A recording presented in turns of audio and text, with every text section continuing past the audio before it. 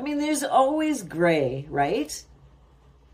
And being autistic, I somehow am able to see the gray, which is odd because most autistic people are one way or the other. There is no gray. It's what they've learned and that's it.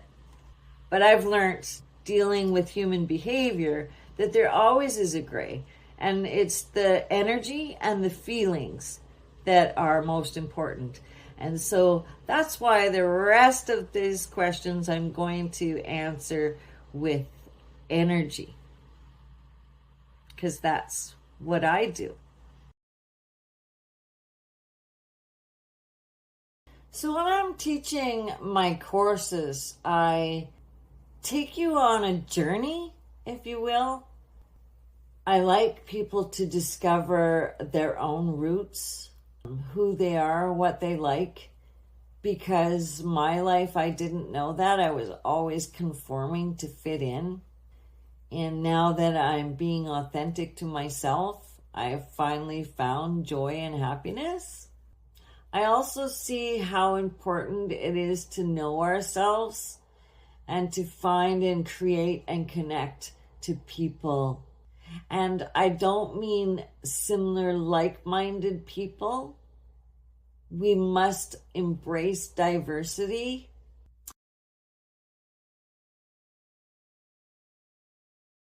I do know that it shows us how genuinely we need to connect to others and create communities of our own. I see how important it is now that I'm older. I mean, the simple fact is we were born to be connected to another human, other humans. And without connection, we don't survive. For myself, I was so connected to my son that when he left home, I didn't even realize at that time that I was floundering. I didn't know who I was because my identity was all wrapped up in being a mother. That's no good. But in fact, it cushioned the abuse that I went through and my pride. But you know what? It built up all that stuff that I hadn't dealt with, and it was stuck in my body for sure. And so I had to heal that on my own, because we cannot survive without connection, without somebody listening. But it is in our DNA to belong. We are tribal people. Period.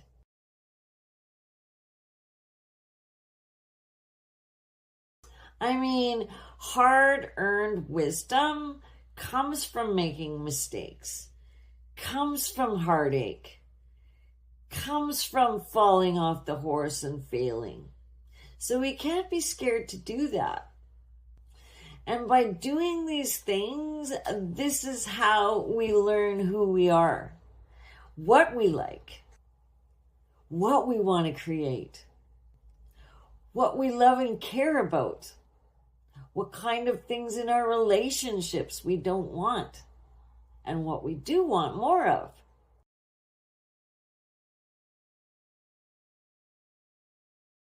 That's a big thing of my belief system is energies, because that's what witches do.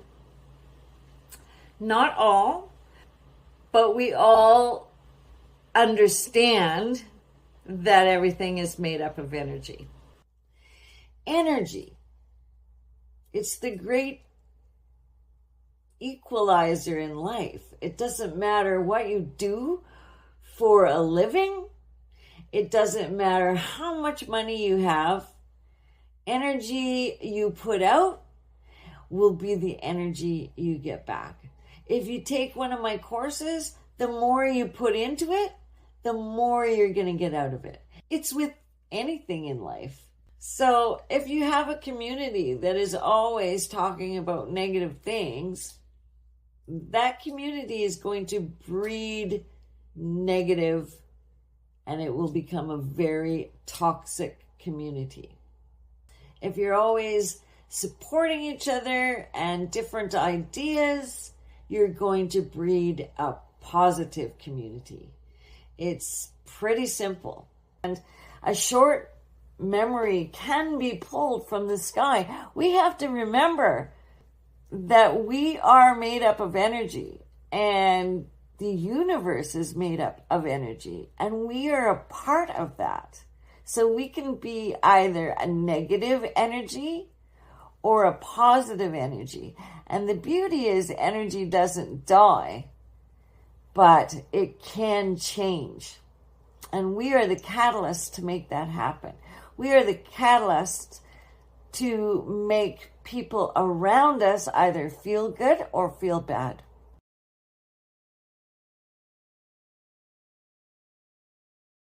If you look at it and then you think, our relationship, our group, this business, it isn't what it was like in the beginning. Well, it's not supposed to be what it was like in the beginning. If it is, you're not growing. So we need to learn to embrace that.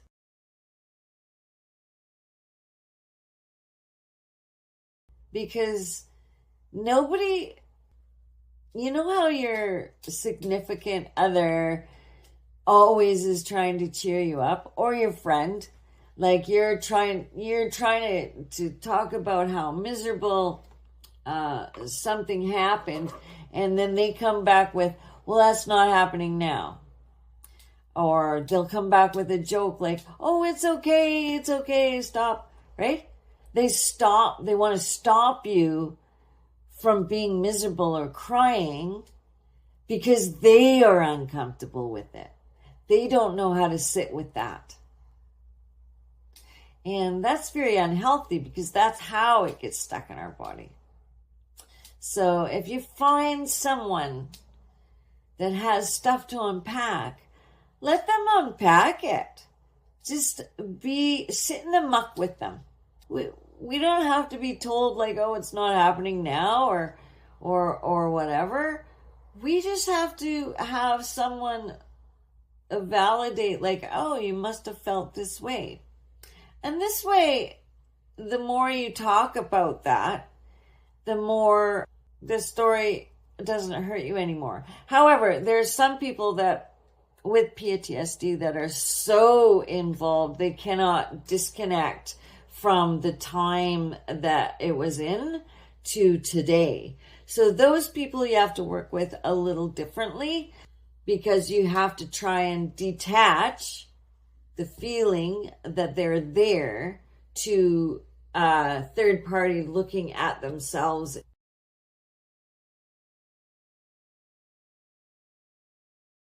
They don't listen. And it's because so many people are not being heard, or they live their life behind a screen. So it's back and forth texting, right? And some of that gets all mixed up because you're typing when the other person is typing, and then that gets all jumbled. And then, I don't know, when I text, people get offended because they put their own emotions on my words, and that's not how I was speaking it. And so, AI is great, don't get me wrong, but technology and AI can be really, really bad too. So we have to be responsible to pick up the phone if you're triggered, or again, I don't like the word triggered. If you're upset, that's the better word, then pick up the phone and call them. But again, people are like, oh my God, who's calling? I am scared to pick that up. It's just this huge thing. When I was a little kid, we didn't have a caller display. The phone rang and you picked it up. And you had to deal with it. And that's okay. We are more aware of things that are going on that we didn't know before. However, it has amplified, and that's a fact, since the computers and hiding behind a screen. Because people don't know how to be in person. Everyone's awkward. No wonder there are so many young people out there that is so dramatic when something happens. Like, I don't know, like I see the young people, well, at least the ones I know, in their 40s and under, they're like teenagers. I can't believe people even think it's so bad, like, oh my God, this happened, or somebody else, I don't have any spoons. It's just drama. They're all feeding off of each other's negativity, and that's all they see. And that's really sad for me to watch, because I love people, and they don't need to be caught up in that. It's just feeding and feeding and feeding, and it's like a fungus that will just grow and grow and grow. So you have to get yourself out of that atmosphere, and you have to understand the importance of hanging around with successful people. You don't want to ride on someone's coat. You want to have your own thing and your own successes.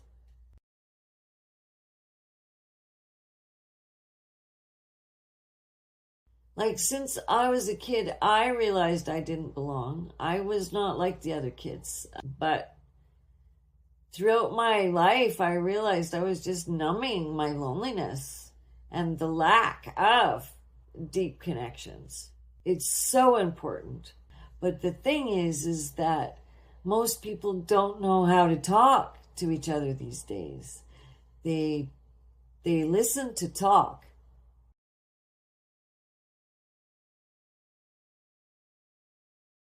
There's only one way to go, and all signs point to it.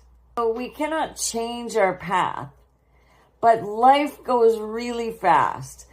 I know, because I'm in my 60s now, and I'm going, what the heck happened to my life? I spent a lot of time dwelling on, oh, woe is me, and negative things that happened.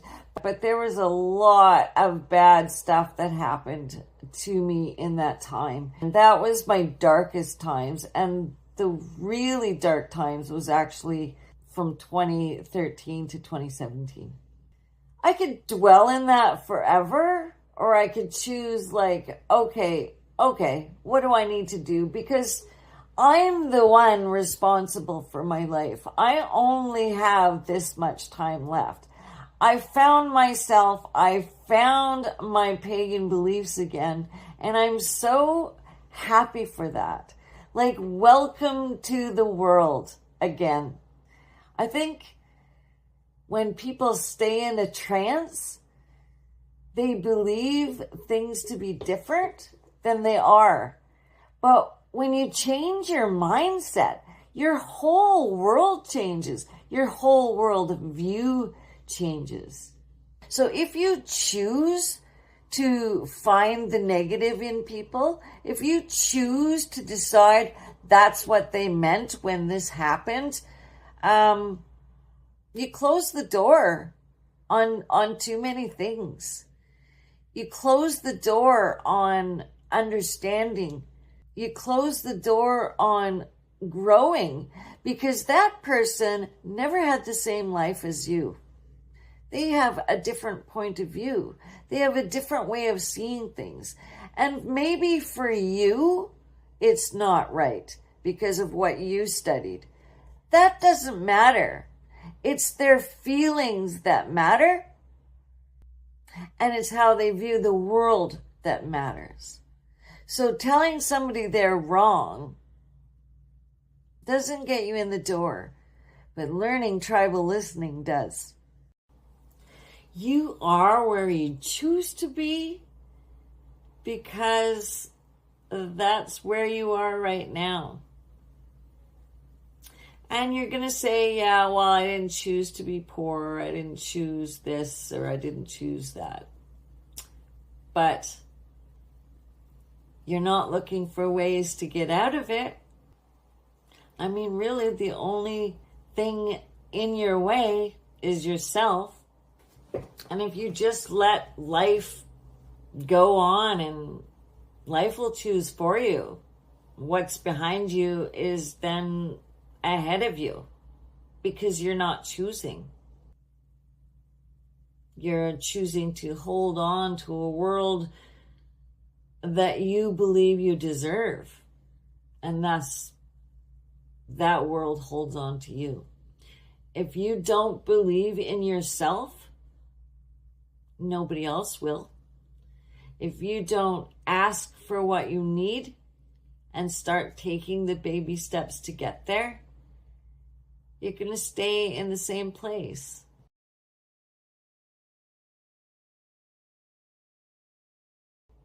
I think, too, what's sad about society today is that they're lacking a feeling connected to their roots, to their culture. Maybe they're ashamed of their background, but we all used to be pagan. So, Christianity has taught us to be ashamed of our beautiful rituals and beautiful belief system. Now, I'm not saying that everything was hunky-dory, but there is a lot of beautiful stuff that was covered up, and it takes years to study that. I mean, you don't just pick up a book and say, oh, I'm pagan today, or, like a lot of Wiccans read a few books and go, okay, I know what it is to be pagan, but that's not true. It's study.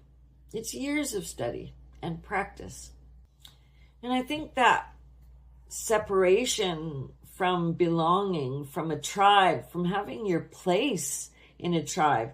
Right now, we're all in solitary little units trying to be adults. I mean, maybe you're in a couple, maybe you have kids. It doesn't matter. You're still on your own. Like, when I was younger, for example, the neighbors had block parties. The whole neighborhood was like a tribe. They knew each other. If you ran out of sugar when you were baking your recipe, you just ran next door and borrowed butter. Everybody did that. And now I don't even know my neighbors in the same building other than to say hi when you walk by. I mean, it's just silly. And what has caused that? The media and separation on so many levels. Sports teams hating, another city because their sports team won. Vaxxers, anti-vaxxers. I mean, just pick something.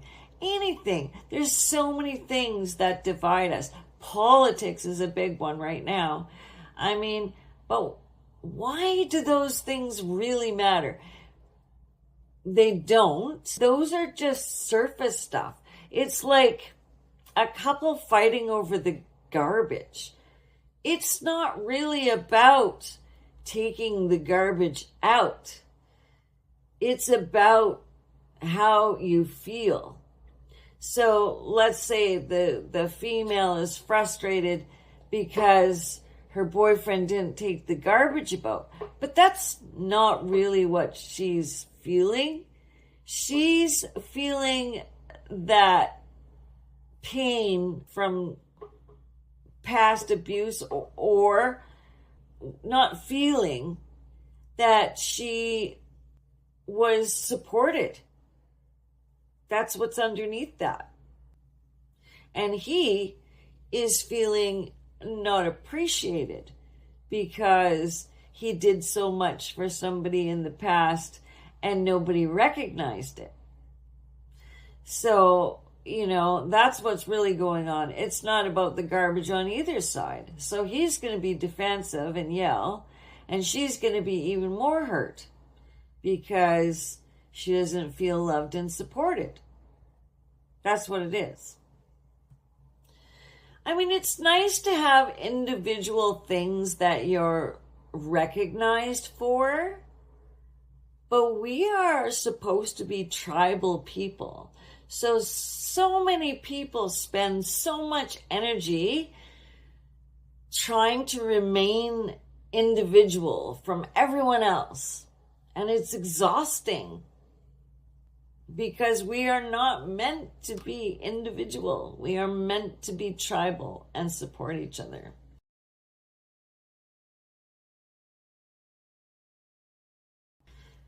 I find it funny that humans always are seeking answers.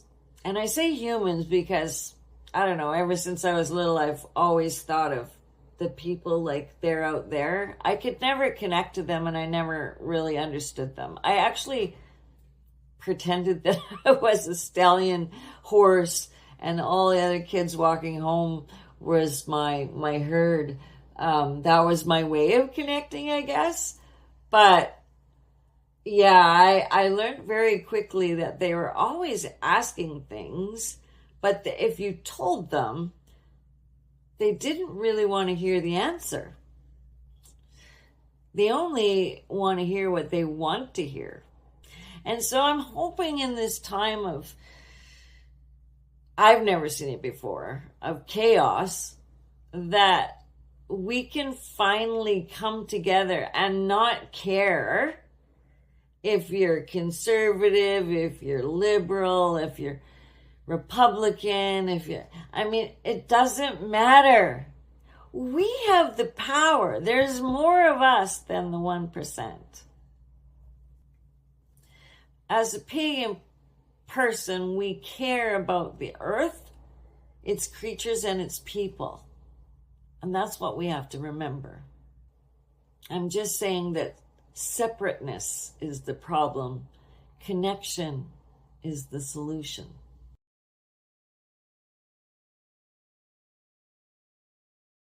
You'll find upon your spiritual path that you yourself have chosen to have placed there for yourself. For example, you chose your parents for specific reasons. But the thing is, we keep ourselves in these jails, but you cannot blame your parents. You cannot blame your past for something that happened. You cannot blame others for how you reacted. These are things that we do to ourselves. These are jails that we keep ourselves in. And it's up to us to heal and grow. The only way you don't heal and grow and you keep yourself victim is because you have done this for so long that you've attached that to your identity. And it's scary if you don't have that identity, because when you play victim, people jump on your bandwagon. You're getting something out of it. You're getting, oh, poor me, and you feel loved that way. But that's really not love. That is pity. And you're not loving yourself. So there are ways to get out of that. The only way you stay in it is, as I said, learned helplessness. And the good thing is that you can heal that. Because really, peace isn't found in our destination. Like when I have so much money, or when my relationship is better, or when I am physically fit, or I lose weight, or just pick anything. If I can get off drugs, when. But peace is actually found when we realize we never left our destination in the first place. As realization dawns, like your aha moment, then darkness fades and you know better. Because we're energy. If you let them control how you feel because of what they did to you, you give your power away. You allow it to disturb you. Nobody else does. Be it a person, a thing, a circumstance that happened, or a condition that you have. And the more power you give away to it, the more disturbed you will become, the more depressed you will become. These are outward signs that you need to change you. And eventually you will need a professional. Professional help isn't bad. It's great. Or at least peer support. Because they've been through what you've gone through and they've healed. And that's actually, for me personally, a better way to go, because they've already succeeded. Never go to someone who hasn't succeeded in what they know. That's why I like coaches better, because some therapists haven't gone through what you have. They're just following their clinical studies that they've learned. That doesn't always work for some people. It does for some. It does for many, in fact. But some people need someone who will just listen and understand and have been there so you can open up. And this doesn't mean you always have to talk about what happened to you. Not at all. It's just being heard, being seen. You might not think you're lonely, but it manifests in so many different ways. Just being not heard causes this feeling of loneliness or unworthiness. And there is a better way.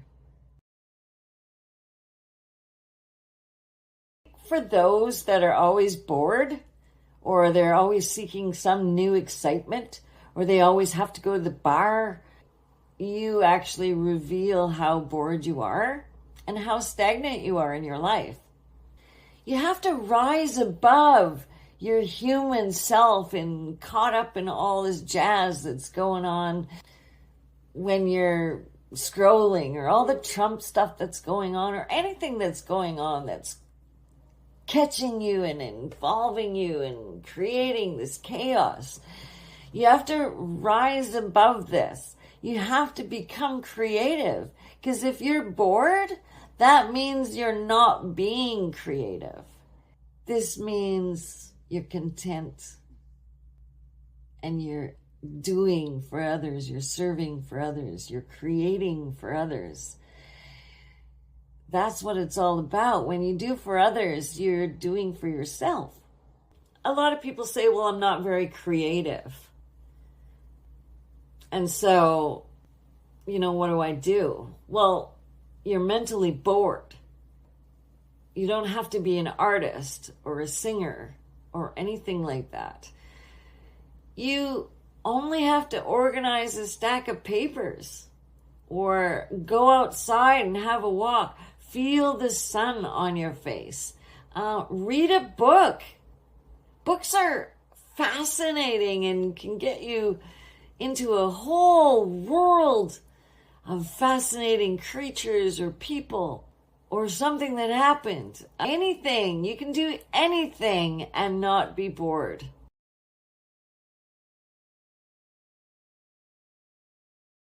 The question being, why do people get offended when you have a different opinion? And I run into this all the time online. Sometimes I just let it go.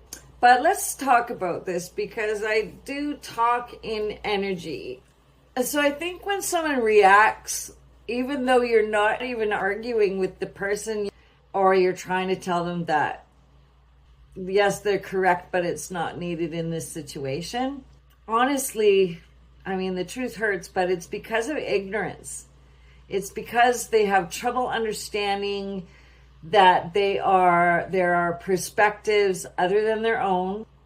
Yes, the information is helpful, but not at the time. It can also be because of identity, their belief system. For some, it feels like a personal attack, or it somehow threatens their self-concept or maybe they're just sensitive to the topic, maybe politics or religion, or they're dealing right now with feelings of frustration, anger, and sadness, and it comes out in almost all conversations. And sometimes when you're bombarding someone with a bunch of info that they should do, or it's not letting the person decide for themselves, that's saying that the person doesn't understand how to help themselves. Especially for women, we're not like damsels in distress. There's other things that we need right now, and or we just need to vent. So subconsciously, they believe that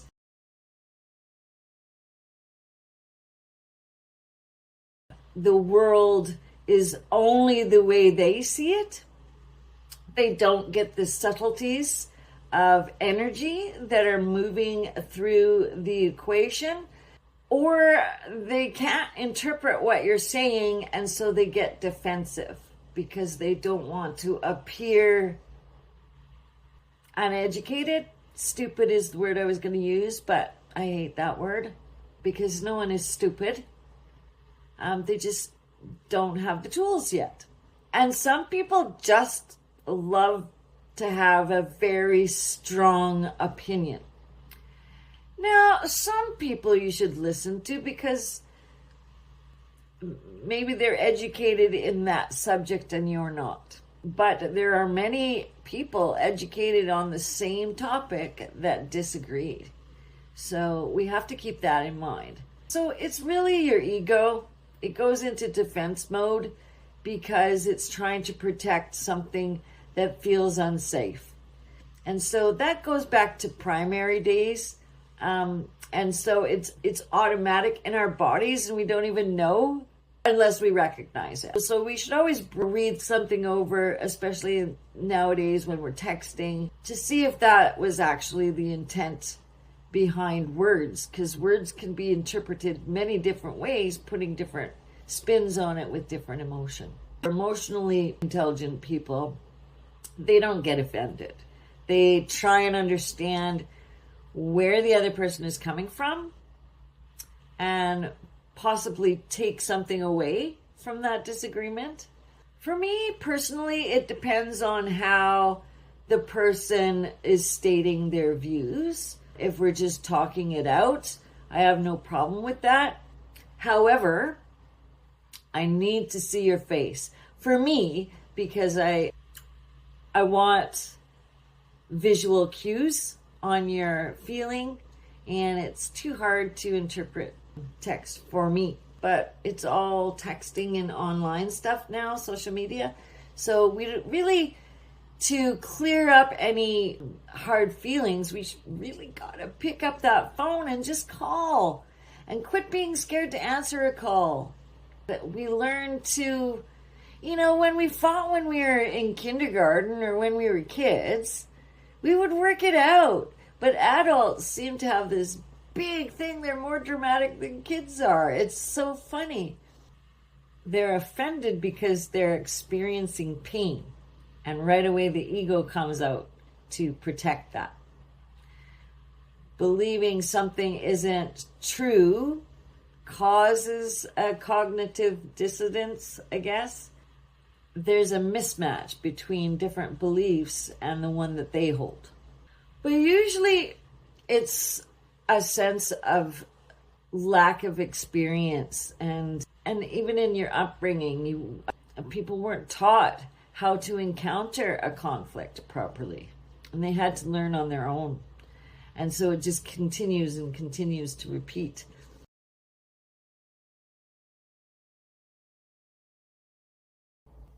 Many people can have different recollections of the same event. And the thing is, they're both right. And people are going to go, whoa, what do you mean? That's impossible. But they are, because they're seeing it from different perspectives, and they might be a middle child, they might be a last child, they may be a first child. I mean, all of this stuff. And what they've experienced at school is how they're going to experience that event.